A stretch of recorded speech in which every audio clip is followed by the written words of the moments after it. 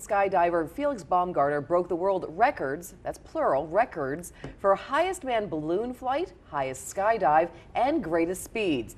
He made his jump 24 miles above Earth and became the first person to travel faster than sound without vehicular power. So how did he do this? Well, to explain some of the science behind this jump is Dr. Jose Lopez. He is a science professor and a science expert, and professor at Seton Hall University.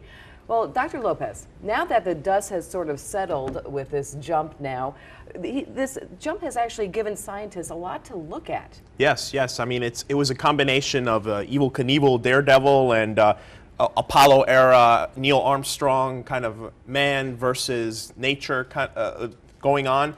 But the science there is very, very interesting. We usually are used to seeing skydivers jump from, a few thousand feet from the lower atmosphere, so about 8,000 feet or so.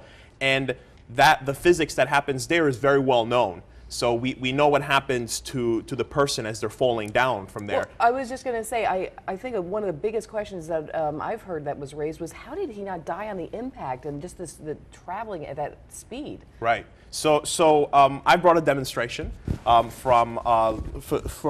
were big fans of Trekkie fans here. So Brian is. We actually have some pictures right behind us as well.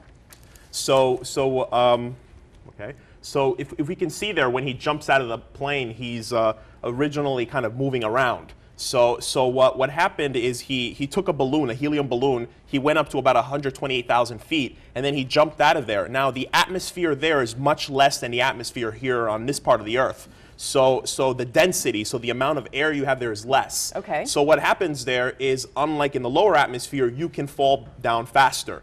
So that's what allowed him to actually go faster than the speed of sound.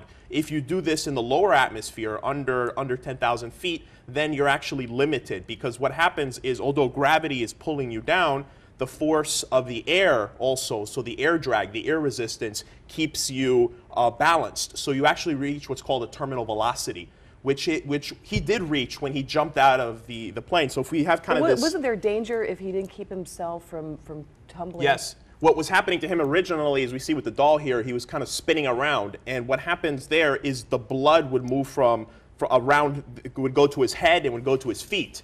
And what happens when that happens is you pass out, and then of course you're unconscious. And when you land, you're not gonna open your parachute unless there's some automatic feature there to do it. So there was a tremendous danger in that. But he was basically they call it a death roll for about 10-15 seconds, and then he was able to stabilize himself. What happened to his heart rate and his blood pressure during this time? He had trained for 7 years, and Felix Baumgartner is a very experienced skydiver. I mean, he's a very world legend. I mean, a legend in base jumping. He jumped off the Christ statue in Rio de Janeiro. He's done this before, so his heart rate that was being monitored and everything was calm. I would imagine that it would still go up quite a bit. Sure. I mean, he had an adrenaline rush going there, so part of your physiology makes up for that. So. Now, I know a lot of the researchers are kind of exhilarated over this jump because they say that can maybe help save the lives of pilots and people who are hoping to travel into space. Right. So, I mean, right now all our commercial planes are about 9 kilometers, and some of the Concorde, the old supersonic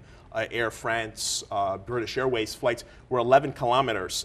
But we are now talking about sending commercial flights into near outer space, into the stratosphere, so actually a little farther up than the 36 kilometers, 24 miles up there. So if something happens at that point, and people have to jump out at, hopefully a lower height, what can they survive? What do they need? What kind of suits do they need? And he showed that with a pressurized suit, which has been kind of the standard one, with protection on the helmet area, you can actually survive. Can you explain the pressurized suit? Because Right. I guess that's one of the questions that I have. Like, how did that protect him? So what basically happens as you go up higher in the atmosphere, then as we know in outer space there's a vacuum. So what happens effectively there is, as the pressure goes down, the liquids in your body, so in other words, the water that you're composed of and your blood actually become a gas.